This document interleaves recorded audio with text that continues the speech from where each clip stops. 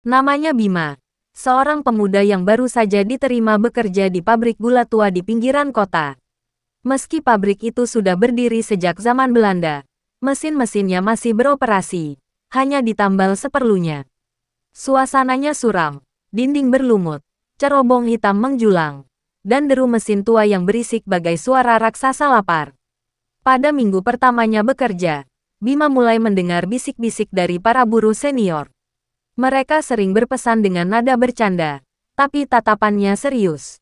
Kalau malam, jangan pernah sendirian di dalam pabrik, atau kalau dengar ada yang manggil namamu dari cerobong, jangan ditoleh. Awalnya Bima menganggap semua itu cuma cerita untuk menakut-nakuti pekerja baru. Tapi ia merasa ada sesuatu yang ganjil. Beberapa pekerja lama enggan masuk ke area tertentu, terutama ruang bawah tanah dekat mesin penggiling tebu. Suatu malam, saat lembur, Bima duduk bersama Pak Darto, buruh tua yang sudah puluhan tahun bekerja. Dalam suara pelan, Pak Darto akhirnya menceritakan desas-desus itu. Pabrik ini tidak dibangun dengan uang saja, Nak. Waktu Belanda mendirikan pabrik ini, banyak pekerja pribumi mati kelelahan. Tapi ada yang bilang, itu bukan mati biasa. Mereka ditumbalkan. Jiwa-jiwa mereka dikunci di sini supaya mesin terus berjalan. Bima menelan ludah, merinding. Tapi ia tetap menertawakan cerita itu. Hingga suatu malam, ia membuktikannya sendiri. Ketika sedang mengawasi mesin penggiling, lampu pabrik mendadak padam. Suara mesin berhenti. Pabrik sunyi. Dari cerobong tinggi, terdengar suara orang memanggil lirik. Bima, sini. Bima berbalik. Di ujung ruangan, samar terlihat bayangan buruh tua berjalan pelan. Wajahnya pucat tanpa mata. Dari arah lain, terdengar suara rantai diseret di lantai. Ketakutan mulai merayapi tubuhnya. Ia berlari keluar.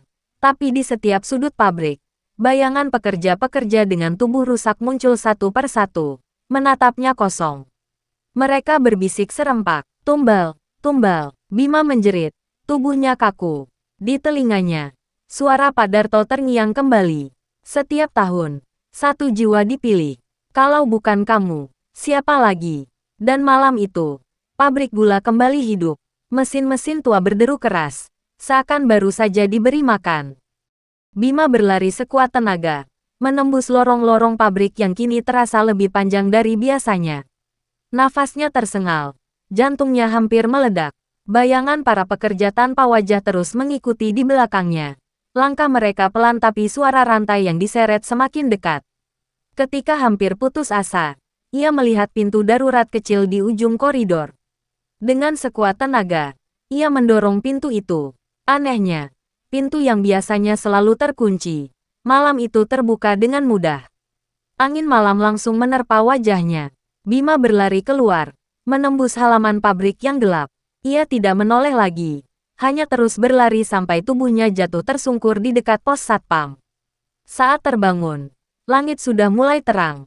Satpam pabrik menemukannya pingsan. Dengan suara gemetar, Bima menceritakan apa yang dialaminya.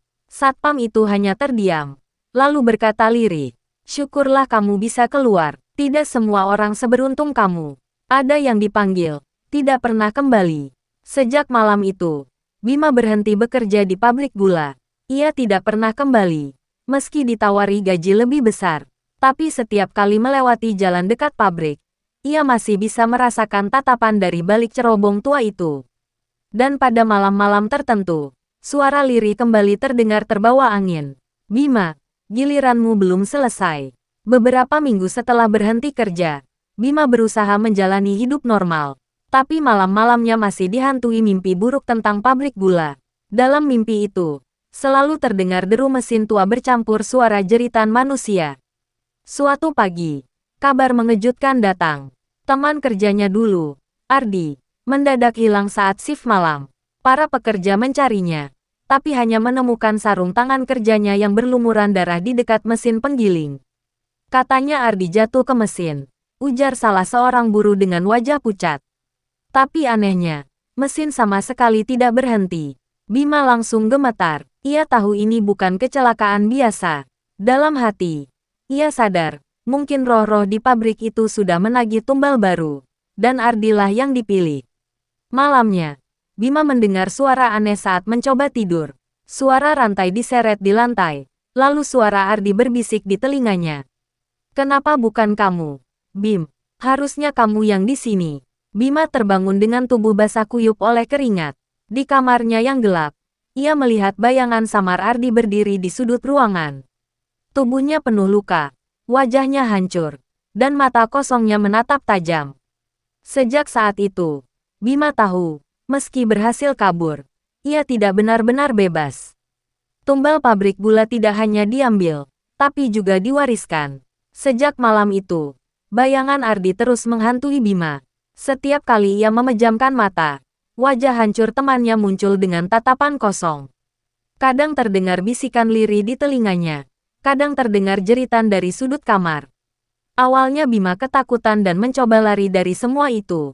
Tapi suatu malam, ketika ia terbangun dengan tubuh kaku seperti ditindih, sosok Ardi duduk di ujung ranjangnya. Suaranya serak, menyayat telinga. Bim, tolong aku, bebaskan aku. Jangan biarkan rohku terikat di pabrik itu. Bima gemetar. Bagaimana caranya? Aku nggak ngerti. Ardi menunduk. Darah menetes dari wajahnya yang pecah. Lalu ia berkata pelan, hampir seperti berbisik. Kembali ke pabrik itu. Bakar nama-nama tumbal yang tertulis di catatan Belanda. Di ruang bawah tanah, hanya itu jalannya. Setelah itu, sosok Ardi lenyap, meninggalkan bau menyengat seperti besi berkarat dan gula gosong. Sejak malam itu, Bima tidak bisa tenang. Di kepalanya hanya ada satu pilihan, kembali ke pabrik terkutuk itu, tempat semua mimpi buruk dimulai. Malam itu, dengan senter kecil di tangan, Bima kembali menapaki halaman pabrik gula tua. Angin malam membawa aroma gula gosong yang pekat, membuat bulu kuduknya berdiri. Suasana sunyi, hanya suara serangga dan sesekali desit besi dari atap pabrik yang berkarat. Dengan langkah gemetar, ia masuk ke dalam. Suasana di dalam pabrik tak banyak berubah sejak terakhir kali ia kabur. Mesin-mesin tua berdebu. Rantai-rantai besi berayun pelan seolah ada yang baru saja menyentuhnya.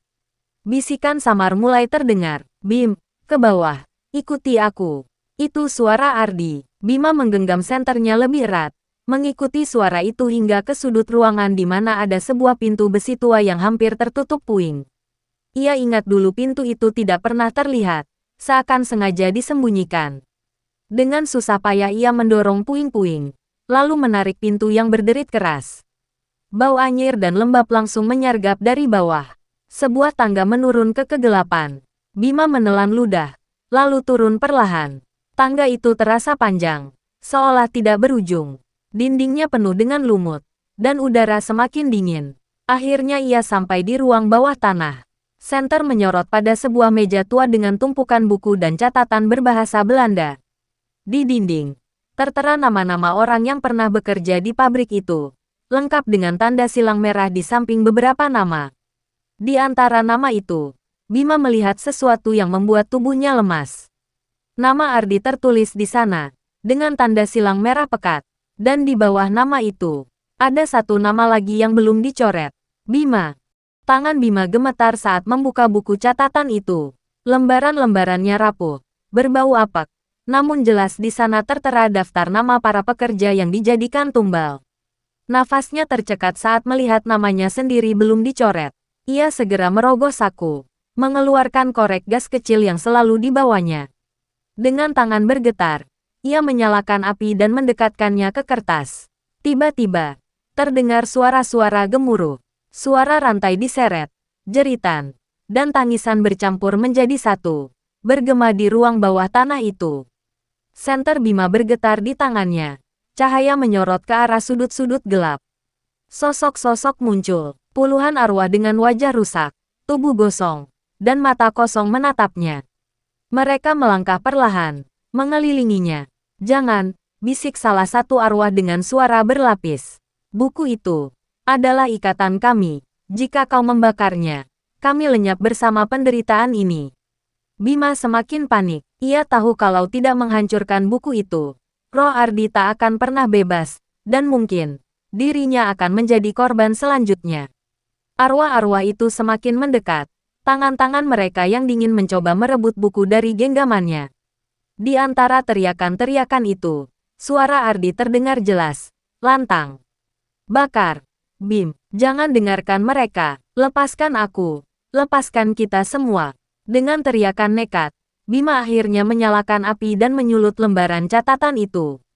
Api langsung menyambar, menerangi ruang bawah tanah dengan cahaya oranye menyala. Arwah-arwah menjerit. Tubuh mereka seperti terbakar. Lalu satu persatu menghilang menjadi asap hitam.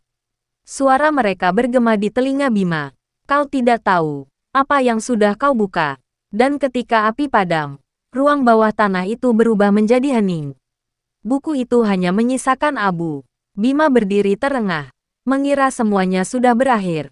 Tapi tiba-tiba, dari kegelapan terdengar tawa berat, bukan suara manusia. Bima menatap abu yang tersisa di lantai. Tubuhnya masih bergetar. Ia mengira semua sudah selesai. Arwah Ardi dan para korban tumbal telah bebas. Tapi keheningan yang mencekam justru membuatnya semakin curiga. Tiba-tiba, dinding ruang bawah tanah bergetar. Retakan-retakan muncul. Dan dari celahnya keluar asap hitam pekat yang berputar seperti pusaran angin. Bau menyengat lebih parah dari bangkai. Menusuk hidung hingga membuat Bima mual. Dari kegelapan itu, suara berat terdengar. Bukan lagi suara manusia, melainkan suara yang dalam, bergema seperti dari perut bumi. Kebodohanmu, segel yang mengikatku telah kau hancurkan. Api kecil dari korek Bima mati begitu saja. Gelap total menyelimuti ruang bawah tanah. Hanya suara langkah berat yang mendekat, beriringan dengan suara rantai besar diseret. Bima mundur perlahan. Keringat dingin bercucuran. Ia menyalakan senter, dan cahaya menyorot sosok raksasa hitam dengan mata merah menyala. Wajahnya tidak sepenuhnya manusia, lebih mirip iblis yang terbuat dari asap dan bara api. Sosok itu menunduk ke arahnya. Roh-roh manusia hanyalah makanan. Kau, yang membuka segelku, akan jadi pengabdi pertama. Tiba-tiba tubuh Bima terhempas ke dinding, seakan ada tenaga gaib menekannya. Di telinganya, suara Ardi terdengar samar, lemah. Bim, lari. Aku salah, itu bukan pembebasan. Itu pemanggilan. Bima mencoba melawan, berusaha meraih tangga untuk kabur. Tapi lorong bawah tanah mulai runtuh. Batu-batu berjatuhan. Tanah bergetar hebat seperti gempa.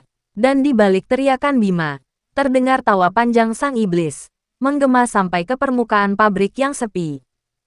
Dengan sisa tenaga, Bima merangkak ke arah tangga. Batu-batu runtuh di sekitarnya. Debu memenuhi udara, membuat napasnya sesak. Sosok iblis itu terus tertawa.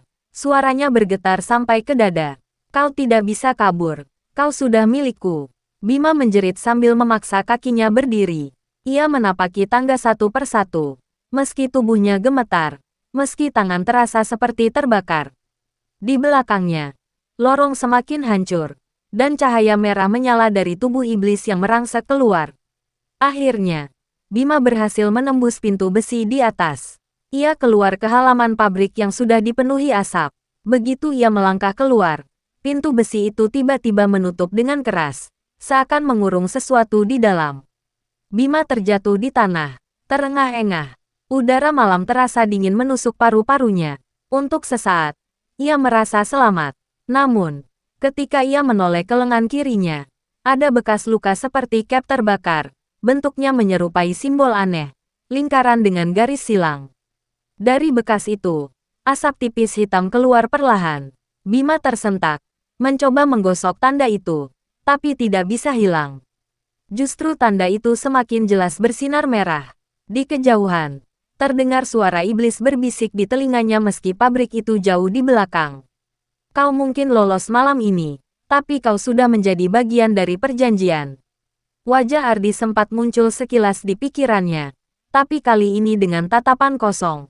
Seakan rohnya tidak benar-benar bebas. Bima menatap pabrik tua itu sekali lagi. Ia sadar, ia bisa lari sejauh apapun.